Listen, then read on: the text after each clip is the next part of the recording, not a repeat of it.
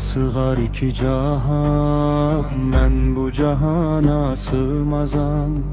Öfver ila mekan, mənim kövnü mekana sığmazam. Ərş ilə fərşü kafunun, məndə bulundu cümləçün. Kəs sözünü vəbsəm o, şərh-u bəyana sığmazam.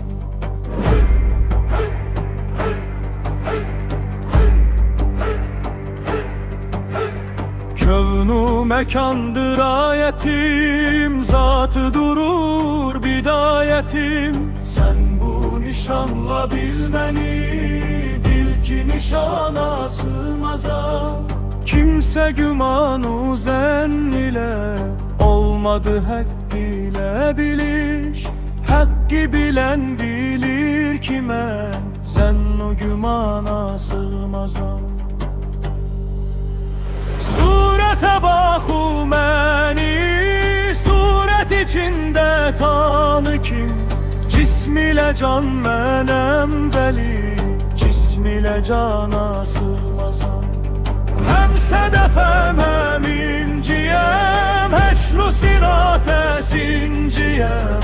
Bunca kumaşu rext ile, mən bu dükana sığmazam. Genci nihan mənem mənuş, eyni əyan mənem mənuş. Gövhəri kan mənem mənuş, bəhrə vukana sığmazam. Gerçi mühiti əzəməm, Adəmi adım Adəməm.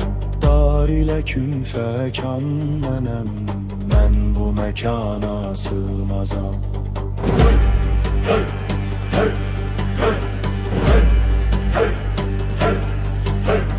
Can ile hem cahan mənem, dəhr ile hem zaman mənem. Gör bu lətifəyi ki mən, dəhru zamana sığmazam.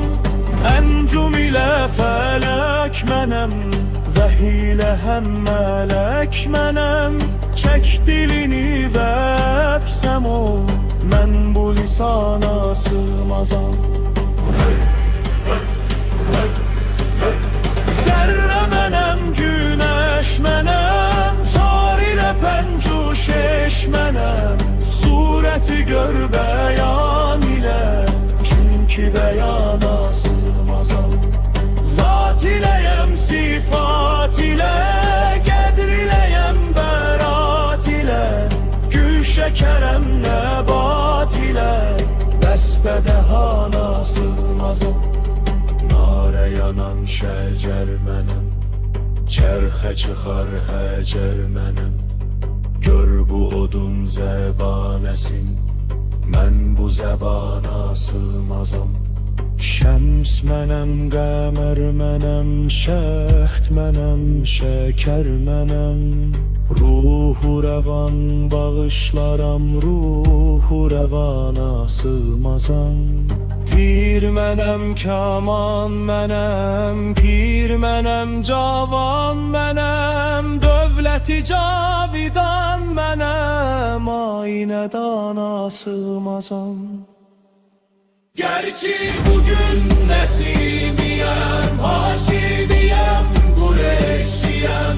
Məndən uludur ayetim, ayete şana sığmazam.